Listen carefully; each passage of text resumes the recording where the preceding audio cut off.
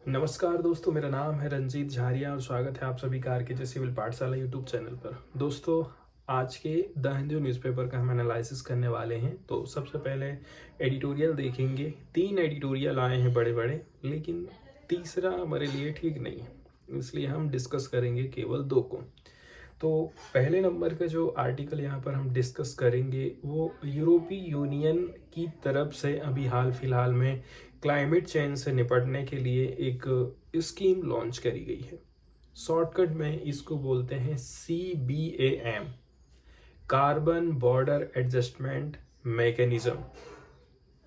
तो इसको लेकर के कौन कौन से कंसर्न हैं, इंडिया की क्या सोच है, इंडिया ने अपना क्या पक्ष रखा है, अमीर देशों को कौन कौन से फायदे होंगे, गरीब देशों को इससे क्या क्या नुकसान होने वाला है, भारत को क्या नुकसान होगा, अन्य कंट्रीज़ को क्या नुकसान होगा, इसके ऊपर यहाँ पर हम चर्चा करने वाले हैं। तो कुल मिलाकर के देखा जाए 6 पॉइंट हैं जिनके ऊपर इस आर्टिकल में हम चर्चा करेंगे। भारत की तरफ से जो सॉल्यूशन लेकर के आया जाता है क्लाइमेट चेंज से निपटने के लिए, वो कौन सा सॉल्यूशन है, इसके बारे में भी यहाँ पर हम चर्चा करने वाले हैं।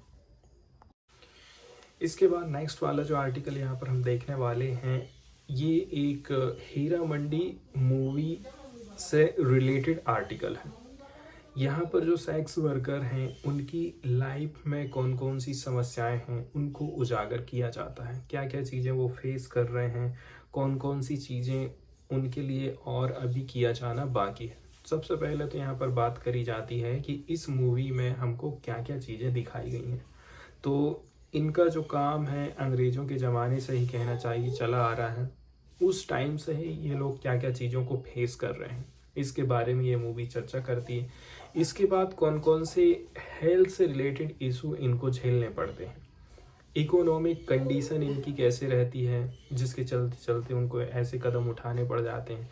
फिर वायलेंस को ये लोग झेलते हैं। इसके साथ ही साथ बहुत सारी जो बीमारियां हैं जैसे कि HIV वगैरह, HIV से बचाव करने के लिए कौन कौन से प्रयास किए गए हैं। इसके अलावा जो मानसिक स्टिग्मा माइंड में जो बैठ जाता है उसको कैसे करके दूर किया जा सकता है, इसके ऊपर ये आर्टिकल चर्चा करता है। तो कैसे करके हम इनको लीगल सपोर्ट दे सकते हैं, इन सभी टॉपिक, लगभग 7 टॉपिक हैं जिनके ऊपर इस आर्टिकल में हम चर्चा करने वाले हैं।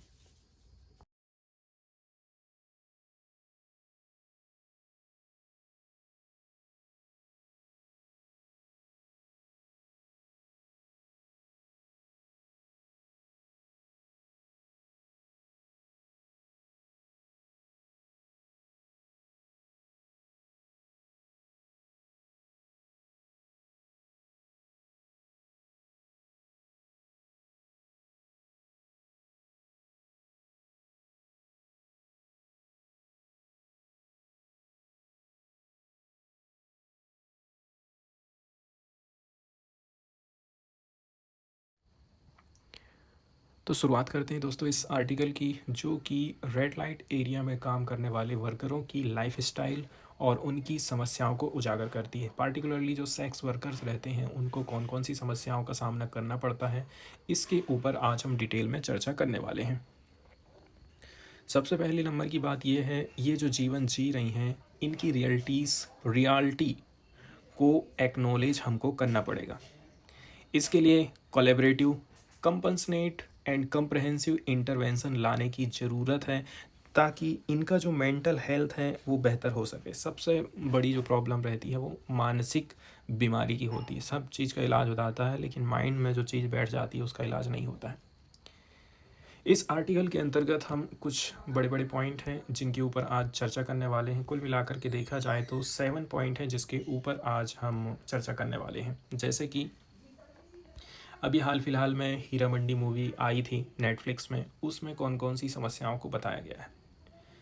इसके बाद कौन कौन से हेल्थ चैलेंजेस को ये लोग फेस करते हैं, साथ ही साथ किस प्रकार से इनको बेसिक ह्यूमन राइट्स तक नहीं मिल पा रहे हैं, इकोनॉमिक कंडीशन इनकी कैसी है, इसके अलावा क्यों आखिर ये अल्कोहल या फिर अन्य मादक पदार्थों का सेवन करने के लिए मजबूर हो जाते हैं, साथ ही साथ इनके खिलाफ हो रहे वायलेंस की यहाँ पर चर्चा करी जाएगी। एंड कुछ जो बीमारियाँ हैं जैसे कि HIV का प्रोटेक्शन, HIV से कैसे करके प्रोटेक्शन दिया जा सकता है, और लीगल सपोर्ट हमें क्या क्या देने की ज़रूरत है, इसके ऊपर आज हम चर्चा करने वाले हैं। तो जो हीरा मंडी मूवी आई थी, ये इस प्रकार के वर्करों की एक अनटोल्ड स्टोरीज़ को बताती है। ये लाहौर के हिस्टोरिक रेड लाइट डिस्ट्रिक्ट में कहना चाहिए इसकी शूटिंग हुई थी। उस जगह को, उस पार्टिकुलरली एरिया को ये बताती है कैसे करके इनके बीच में सोसाइटी का प्रेशर रहता है, पर्सनल एम्बिशियस भी कुछ हो सकते हैं, साथ ही साथ कैसे करके ये लोग डिग्निटी एंड फ्रीडम के लिए अपनी लड़ाई लड़ते हैं। यहाँ पर हमको ये चीज़ पता चलता है। इसके बाद महत्वपूर्ण चीज़ आ जाती है कि कौन कौन से हेल्थ चैलेंजेस को ये लोग फेस कर रहे हैं। आज से नहीं, ये ब्रिटिश कॉलोनियल रूल के ज़माने से ही हम देख रहे हैं। यहाँ पर बहुत सारी समस्याओं को ये लोग आज से नहीं, अंग्रेज़ों के ज़माने से झेलते आ रहे हैं। सबसे बड़ा जो प्रॉब्लम होता है वो है मेंटल हेल्थ चैलेंजेस का। ठीक है, मेंटल हेल्थ की यदि हम बात करें, ग्लोबली बात करें, पूरी विश्व भर में बात करें, sex worker continue to face profound mental health challenges. काफ़ी बड़े मात्रा में ये लोग मेंटल हेल्थ चैलेंजेस को फेस करते हैं। यहाँ पर प्रोफाउंड वर्ड यूज़ किया गया है, मतलब होता है वेरी ग्रेट और इंटेंस, बहुत ज़्यादा। लोगों के मन में स्टिग्मा बैठ गया है, उस स्टिग्मा को हटाना बहुत मुश्किल काम हो जाता है। इसके अलावा वायलेंस को फेस करते हैं, इकोनॉमिक प्रेशर को फेस करते हैं, एंड सबसे बड़ी बात है ये लोग आइसोलेट अवस्था में रहते हैं, आइसोलेशन में रहते हैं, एकांत में इनको रहना पड़ता है। जब कभी भी बात होती है तो हम सोचते हैं ठीक है, इनसे ये तो अत्यधिक जुड़ाव वाली बात करते हैं, या तो फिर हम क्या काम करते हैं, इनको क्रिमिनलाइज करने की बात करते हैं इनके काम को। या तो हम इनके काम को पसंद कर रहे हैं, या तो फिर हम कह रहे हैं कि इस प्रकार के काम को बंद किया जाना चाहिए, इसको क्रिमिनलाइज किया जाना चाहिए। लेकिन मेंटल हेल्थ स्ट्रगल जो ये लोग कर रहे हैं, उस चीज़ की चर्चा यहाँ पर बिल्कुल भी नहीं करी जाती है। अब बहुत सारे इश्यूज़ हैं, कौन कौन से इशू ये लोग फेस करते हैं, इसके बारे में यहाँ पर हम चर्चा करते हैं। तो अलग अलग मेंटल हेल्थ कंडीशन से ये लोग गुजरते हैं, उसमें कौन कौन सी चीज़ें हैं, जैसे कि एनेक्सिटी है, डिप्रेशन है, पोस्ट ट्रॉमेटिक स्ट्रेस डिसऑर्डर है। ठीक है, तो पोस्ट ट्रॉमेटिक स्ट्रेस डिसऑर्डर है। इसके अलावा सब्सटेंस यूज़ डिसऑर्डर, अल्कोहल वगैरह का जब ये लोग यूज़ करने लग जाते हैं तो उनकी इनको लत लग जाती है। पोस्ट ट्रॉमेटिक स्ट्रेस डिसऑर्डर की यदि हम बात करें, ये एक मेंटल हेल्थ कंडीशन होती है जो कब डेवलप होती है, आफ्टर समवन एक्सपीरियंस और विटनेस ए ट्रॉमेटिक इवेंट। ट्रॉमेटिक इवेंट जैसे कि किसी के बारे में, इसके कुछ लक्षण हो सकते हैं। माइंड में हमेशा निगेटिव थॉट आते रहना खुद के बारे में, या फिर दुनिया के बारे में गलत सलत बोलते रहना, नेगेटिव इमोशंस आ जाना, जैसे कि डर पैदा हो जाना, गुस्सा करना, गिल्टी फील करना, सेम फील करना, ये सारी चीज़ें ऐसी हो सकती हैं। इसके कई सारे कारण हो सकते हैं, जैसे कि वायलेंस हुआ है, पर्सनल असाल्ट हुआ है, किसी के साथ मारपीट हुई है, घर में मारपीट हो रही है। ये चीज़ नेचुरल या फिर ह्यूमन काज डिसास्टर के चलते चलते भी हो सकता है, एक्सीडेंट है, कॉम्बैट है, उसके चलते चलते भी इस प्रकार की लक्षण हमको दिखाई देते हैं। इसके अलावा कुछ कुछ फैक्टर हैं, जैसे कि वायलेंस हुआ है, एक्सप्लॉयटेशन हुआ है, सोसाइटल स्टिग्मा से जुड़े हुए हैं, इसलिए ये लोग ये सब फेस कर रहे हैं। ठीक है, तो हमारे माइंड में, लोगों के माइंड में जो चीज़ बैठ गई है ना, वो एक प्रकार से स्टिग्मा बैठ गया है कि लोग ऐसे ही रहते हैं, इनको अलग ही रहना चाहिए, इनके लिए कोई सुविधाएं होना चाहिए या नहीं होना चाहिए, इसके बारे में हम बिल्कुल नहीं सोचते। इसीलिए तो बेसिक ह्यूमन राइट्स से ये लोग वंचित रह जाते हैं। ठीक है, जो नॉर्मली हम लोगों को मिल रहे हैं वो अधिकार इनको नहीं मिल पाते हैं, इससे इनका जो ह्यूमन राइट्स है ना, उसका उल्लंघन होता है। अब इसका एक रीज़न ये हो सकता है कि ये शायद वोट बैंक नहीं है नेता लोगों का, ना ही इनमें से कोई नेता बन पाता है जो कि इनकी बात को रख सकें, इसलिए ये लोग जहाँ हैं जैसे हैं वैसे के वैसे ही रह जाते हैं। 5वें नंबर में जो फेस करते हैं वो है कंटिन्यू इनके जीवन में कहीं ना कहीं वायलेंस हो ही रहा है, लड़ाई झगड़ा, मारपीट, ठीक है, गाली गुप्तार, ये सब चीज़ ये लोग फेस करते रहते हैं।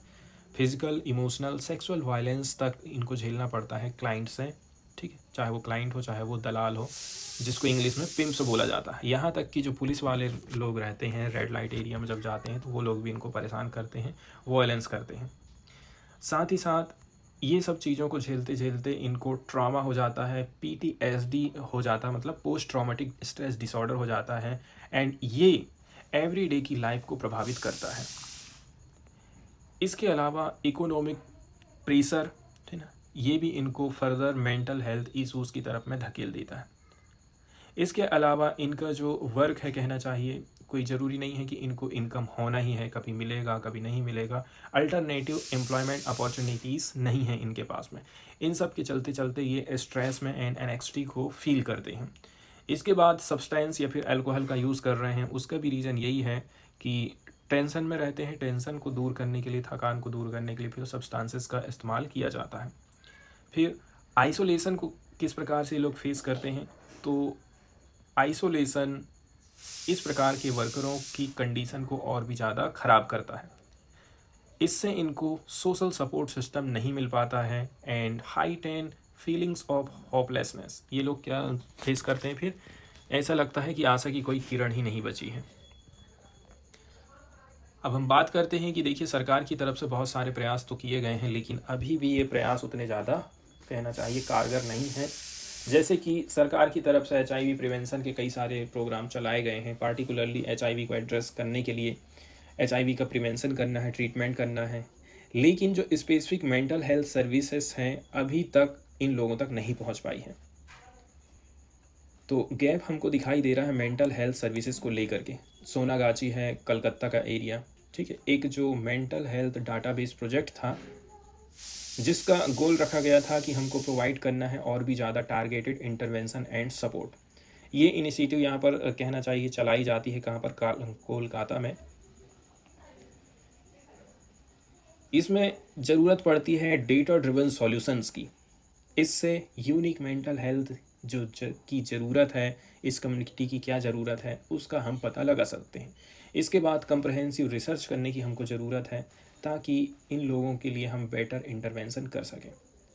अब अगला जो कदम उठाया जाना चाहिए वो है सस्टेन्ड एडवोकेसी की। जैसे कि इनके लिए इकोनॉमिक अपॉर्चुनिटीज़ हमको ढूंढना पड़ेगा, मेंटल हेल्थ सर्विसेज प्रोवाइड करना पड़ेगा, लीगल प्रोटेक्शन देना पड़ेगा कि कोई पुलिस वुलिस यदि आता है यहाँ पर तो इनके साथ में कोई वायलेंस ना करे। साथ ही साथ जो सोसाइटल स्टिग्मा है उसको कैसे करके रिड्यूस किया जा सकता है।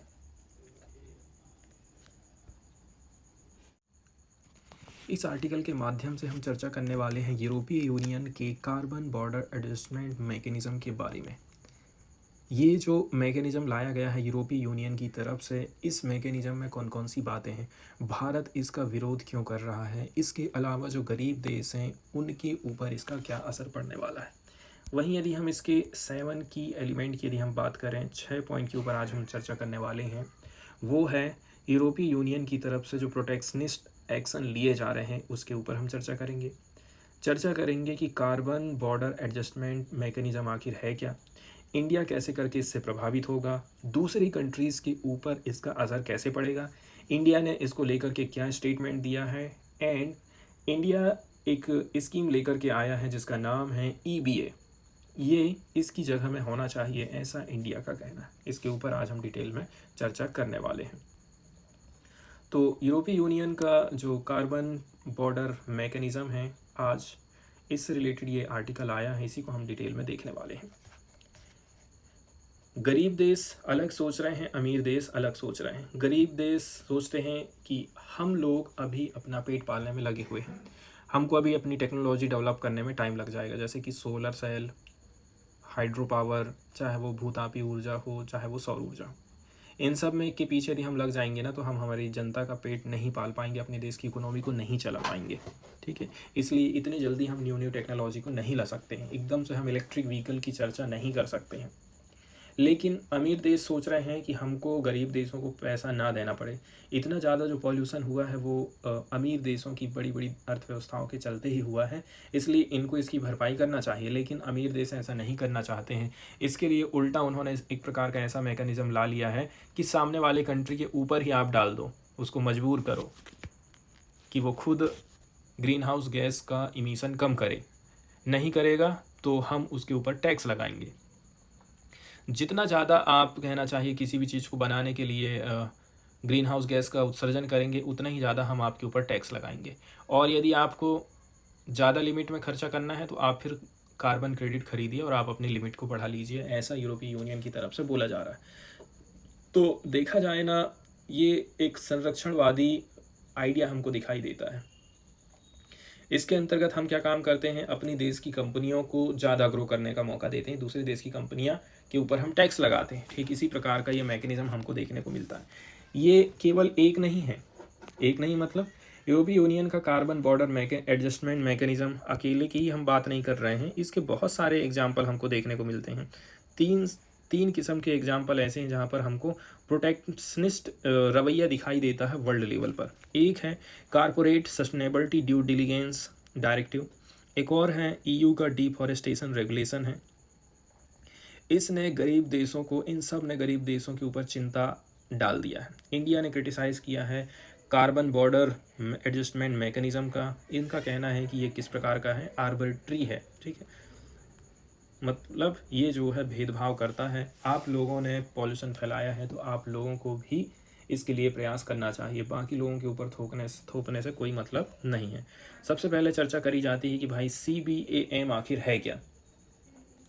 CBAM स्कीम या प्रोग्राम के अंतर्गत बाहर से जो चीज़ इंपोर्ट करी जा रही है, ठीक है, जो प्रोडक्शन है, जो कंपनी प्रोडक्शन कर रही है और बाहर बेच रही, यूरोपीय यूनियन अपने माल को भेज रही है, तो वही बियर करेगी कार्बन एमिशन उसने कितना करी है, उस हिसाब से खर्चा उसी को पड़ेगा, टैक्स उसी के ऊपर लगेगा। ये प्रोजेक्ट, ये स्कीम ऐसा बोलती है। इसके अलावा जो एक्सपोर्टर लोग रहेंगे उनको अनिवार्य तौर पर देखा जाए तो क्या क्या करना पड़ेगा, उनको पूरी इन्फॉर्मेशन देना पड़ेगा, क्वांटिटी एंड कितना एमिशन आपने किए हैं एक चीज़ को बनाने के लिए, कोई भी चीज़ को बनाने के लिए। इसके अलावा आपको सर्टिफिकेट खरीदने की ज़रूरत है उस एमिशन के हिसाब से। अब यहाँ पर वही कार्बन क्रेडिट ट्रेड का फिर से कहना चाहिए किस्सा चालू हो जाता है। इसके अंतर्गत क्या होता है, आपको उस कंपनी से क्रेडिट खरीदना पड़ेगा जो बेहतर काम कर रही है। अब वो क्रेडिट आपको कितने में मिलेगी ये अभी कहना चाहिए, कुछ कहना मुश्किल है कि हमारे यहाँ पर अभी क्या रेट चल रहा है। जैसे आपको यदि एक क्रेडिट मिल गया है तो उस एक क्रेडिट में आप कितना और अधिक पॉल्यूशन कर पाते हैं, ये अभी हमारे देश में कहना चाहिए क्लियर नहीं हुआ है। वहीं यदि हम बात करें, ये जो CBAM स्कीम है ये 1 जनवरी 2026 से काम करना चालू कर देगी। वहीं यदि हम बात कर लें भारत कैसे करके इस चीज़ से प्रभावित होने वाला है, तो जो CBAM स्कीम है ये भारत के ट्रेड को बुरी तरह से प्रभावित करने वाली है। क्या होगा, इससे हम लोगों को नुकसान ज़्यादा होगा और फ़ायदा कम होगा, क्योंकि वहाँ की वस्तुओं के ऊपर कम टैक्स लगेगा, इंडिया से जो चीज़ें भेजी जा रही हैं उनके ऊपर ज़्यादा टैक्स लगेगा कार्बन एमिशन के बहाना दे करके। भारत का और यूरोपीय यूनियन का ट्रेड अच्छा खासा होता है, इसलिए भारत इससे काफ़ी प्रभावित होने वाला है। जैसे कि यूरोपीय union comprise 20.33% of India's total merchandise export. Bharat यदि 100 चीज़ बेच रहा है दुनिया भर को, तो उसमें से 20 चीज़ें हम किसको भेज रहे हैं, यूरोपीय यूनियन को भेज रहे हैं। विच 25.7% आर अफेक्टेड बाई CBAM। उसमें से 25% चीज़ें कहना चाहिए प्रभावित होने वाली हैं यदि CBAM स्कीम लागू हो जाती है तो। वहीं यदि हम पिछले 5 फिस्कल ईयर की बात करें, आयरन एंड स्टील का ट्रेड काफ़ी ज़्यादा हुआ है। 76% ट्रेड हम किए हैं, मतलब 100 चीज़ें भेज रहे हैं तो उसमें 76 चीज़ें आयरन से बनी हुई, स्टील से बनी हुई हैं। इसके बाद एल्यूमिनियम भेजते हैं हम, सीमेंट भेजते हैं, फर्टिलाइज़र भेजते हैं। इंडिया की तरफ से स्टेटमेंट क्या आया है, इसको यहाँ पर हमें समझने की ज़रूरत है। इंडिया ने बोला है, COP की जब बैठक हो रही थी तो CBAM क्या है, डिस्क्रिमिनेटरी है, लोगों के साथ में, कंट्रीज़ के साथ में ये भेदभाव करता है, ऐसा भारत का कहना है। एंड भारत ने बोला है जितनी भी जो डेवलपिंग कंट्रीज़ हैं आप मिलकर के एक कोऑर्डिनेटेड रिस्पांस तैयार करिए, ठीक है, जिसको हम कह सकते हैं अनजस्ट ट्रांसफ़र ऑफ रिस्पॉन्सिबिलिटीज़ से आप अमीर देश जो भाग रहे हैं ना, वो बिल्कुल अच्छा नहीं है, ऐसा इंडिया की तरफ से बोला जाता है। वहीं यदि हम बात करें, भारत तो प्रभावित हो ही रहा है, क्या भारत के जैसा नुकसान किसी और को होने वाला है? तो जो लोग जितना ज़्यादा ट्रेड कर रहे हैं यूरोपीय यूनियन कंट्रीज़ के साथ में, उतने ही ज़्यादा वो प्रभावित होने वाले हैं। जिनका ट्रेड कम है वो कम प्रभावित होंगे, जिनका ट्रेड ज़्यादा है, रिलेशन बेटर है, रिलेशन भी यहाँ पर मायने रखता है कि यूरोपीय यूनियन कंट्रीज़ के साथ में किसी देश के संबंध कैसे हैं, तो हो सकता है कि थोड़ी बहुत उनको छूट मिल जाए। एक चीज़ यहाँ पर दिक्कत ये पैदा हो जाती है, यहाँ पर ये लोग जो फॉर्मूला तैयार करेंगे ना current production based accounting principle का, इसको प्रैक्टिसाइज किया जाता है United Nations framework convention on climate change. इसमें इंक्लूड किया जाता है emission resulting from the production of exportable commodities with in the emission inventory of the exporting nation. तो इसमें कैलकुलेशन किया जा रहा है कि भाई कितना एमिशन आप पैदा कर रहे हैं किसी भी चीज़ को पैदा करने के लिए, बनाने के लिए, जिसका आप एक्सपोर्ट करने वाले हैं। इसके बाद जिस देश में प्रोडक्शन हो रहा है उस देश को ही दोषी ठहराया जा रहा है अभी के समय में कि भाई आप ही पॉल्यूशन फैला रहे हो, कार्बन एमिशन कर रहे हैं, तो आप ही इसको कम करेंगे। भले ही हम उसको हमारे देश में कंज्यूम नहीं कर रहे हैं, लेकिन फिर भी हमारे ऊपर जिम्मेदारी रहेगी कि अब हम कम कार्बन इस्तेमाल करें किसी भी चीज़ को बनाने के लिए। इसका मतलब तो ये हो गया कि बहुत सारी जो डेवलपिंग इकोनॉमीज़ हैं with less stringent emission reduction measures are accused of climate change। इसका मतलब ये है कि अब जो गरीब देश हैं उन्हीं को एक्यूज बनाया जा रहा है कि यही लोग जो है क्या काम कर रहे हैं, पॉल्यूशन फैलाने का काम कर रहे हैं। इसके बाद हम बात करते हैं कि हमारी तरफ से कौन कौन से मुद्दे उठाए जाते हैं। पहला मुद्दा तो यही है कि अलग अलग जो टारगेट रखे जा रहे हैं वो जल्दी जल्दी बदल दिए जा रहे हैं। जैसे अभी बोला गया कि इतने % रिडक्शन करना है, एक साल बोल देंगे 50% और करना है, मतलब रिडक्शन का परसेंटेज, कार्बन एमिशन रिडक्शन का जो परसेंटेज है उसको हम बढ़ाते जा रहे हैं, लेकिन उतना टाइम, पैसा, टेक्नोलॉजी होना चाहिए कंट्रीज़ के पास में, तब जा कर के वो इस टारगेट को हासिल कर पाएंगे। जैसे कि जब ये स्कीम लाने वाला था यूरोपीय यूनियन, तो उसने क्या बोला था, 2020 तक हम 20% कार्बन को कम करने का लक्ष्य रखे थे, मतलब 1990 के स्तर से। इसमें उसने बोला था 2008 में यूरोपीय संघ जलवायु कार्रवाई और नवीकरणीय ऊर्जा पैकेज में इस चीज़ का हमको उल्लेख देखने को मिला था। फिर 2019 में यहाँ पर चेंजेस हमको देखने को मिलता है। यूरोपियन ग्रीन डील आती है जिसमें बोला जा रहा है 1990 के लेवल से हमको 55% कार्बन एमिशन कम करना है। यहाँ से यही क्वेश्चन खड़ा होता है कि डेवलपिंग इकोनॉमीज़ को आपने क्या पर्याप्त टाइम दिया है कि वो इतने जल्दी इतनी रिकवरी कर सके। सेकंड नंबर की बात आ जाती है एम्पावरमेंट को लेकर के, मतलब CABM जो पैसा खर्चा, जो टैक्स से कमाई करने वाला है, इसका वो कहाँ पर इस्तेमाल करेगा।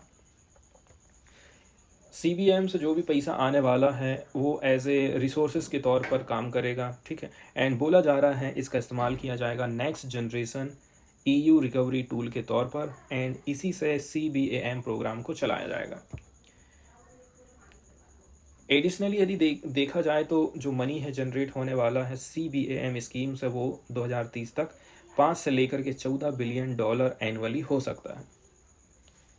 अब यहाँ पर क्वेश्चन खड़ा ये होता है कि क्या यूरोपीय यूनियन को ये नहीं सोचना चाहिए कि हम इतना जो पैसा है किसको दें, ये जो गरीब देश हैं उनको दे दें, ताकि ये लोग भी थोड़ा सा आगे बढ़ सकें, ठीक है। यहाँ पर ये जो मनी दिखाया गया है वो किस में दिखाया गया है, ये ग्रीक लेटर है एप्लिप्सन का, यूरो है, ठीक है। यूरो में यहाँ पर मनी को दिखाया जाता है। अब अगले नंबर का जो कंसर्न उठाया जा रहा है उसके ऊपर यदि हम चर्चा करें तो ये तीसरे नंबर में क्या बोला जा रहा है, quantifying emission reduction responsibilities. Emission reductions की जो रिस्पॉन्सिबिलिटी है उसको हम क्वांटिफाई कर रहे हैं, नंबर में बता दे रहे हैं, नंबर में गणना कर रहे हैं। इससे रिलेटेड भी बहुत सारे इशू यहाँ पर उठ करके आते हैं। भारत ने बोला है कि हमें EBA टाइप की कोई स्कीम लेकर के आना चाहिए जो कहती है इक्विटी बेस्ड अकाउंटिंग। ये किसका है, नेशनली डिटरमाइंड कंट्रीब्यूशन के अंतर्गत, जो कि कुछ कुछ बातें इनके ऊपर जोर देता है, जैसे कि एमिशन रिडक्शन के लिए सब देशों को मिलकर के काम करना है, किसी के ऊपर आप नहीं थोप सकते। साथ ही साथ based on the ideas of horizontal intra generational equity and vertical intra generational equity पर आधारित होना चाहिए।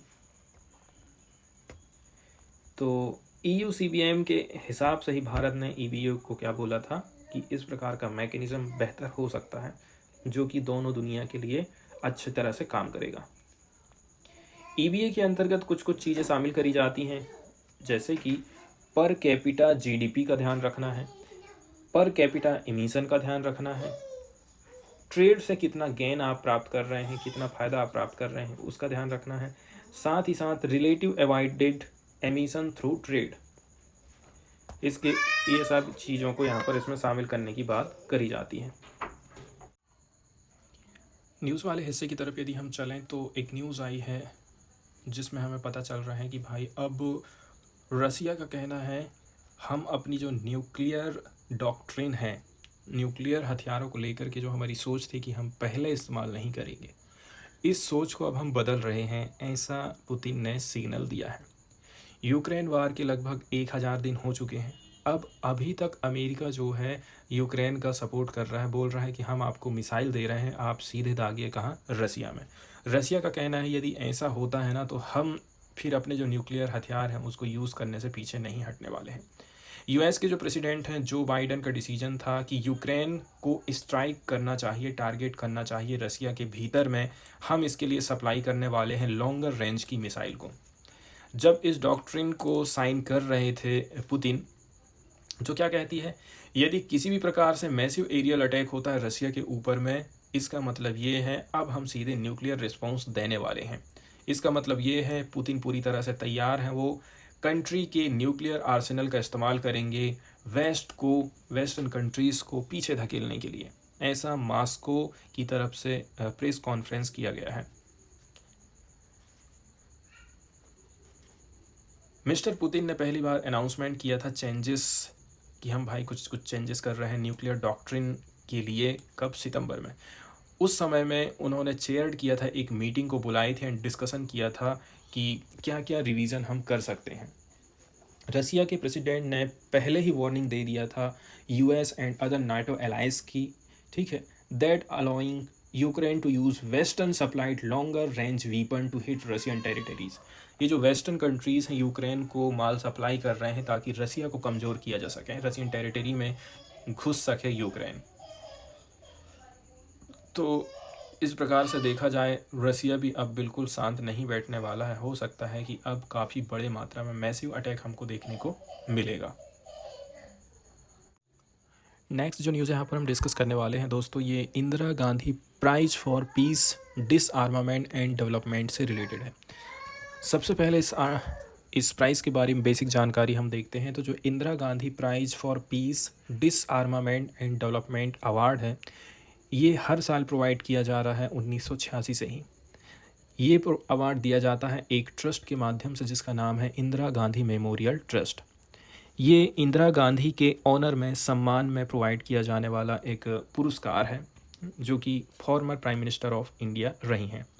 ये अवार्ड रिकॉग्नाइज़ करता है, मतलब इसमें हम किसी इंडिविजुअल व्यक्ति को भी दे सकते हैं या फिर किसी ऑर्गेनाइजेशन को भी दे सकते हैं यदि वो एक्सेप्शनल कंट्रीब्यूशन देते हैं इंटरनेशनल शांति के लिए, डिसआर्मामेंट के लिए, डेवलपमेंट के लिए।